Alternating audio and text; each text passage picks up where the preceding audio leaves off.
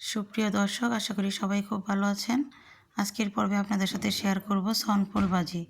তাহলে চলুন মূল রেসিপিতে চলে যাই। সনফুল ভাজি করার জন্য আমি এখানে কিছু সনফুল নিয়েছি।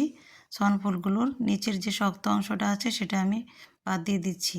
হয়তোবা অনেক এলাকায় চিনেন না এইটা কি। এটা আমি অবশ্য আগে চিনতাম না। এখানে কক্সবাজার যেহেতু বিয়ে হয়েছে, এখানে এসে এই সনফুল খাওয়াটাও শিখে গেছি। কার কার এলাকায় এই সনফুল আছে আমাকে অবশ্যই কমেন্টে জানাবেন।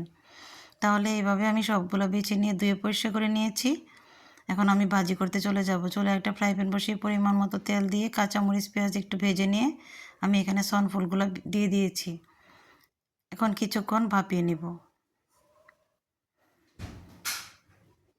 স্বাদ মতো লবণ দিয়ে দিলাম। কিছুক্ষণ ভাপিয়ে নেওয়ার পর এটা একদমই কমে যাবে। এখন আমি অল্প একটু পানি দিয়ে, সামান্য একটু পানি দিয়ে এই 2 মিনিটের মতো একটু ঢাকনা দিয়ে সিদ্ধ করে নেব। এটা অনেকটা সিদ্ধ হয়ে গেছে। এই তো আমার সনফুলগুলো একদমই সিদ্ধ হয়ে গিয়েছে। এখন একটা ডিম ফেটিয়ে আমি এখানে স্ক্রাম্বল করে দিয়ে দিচ্ছি।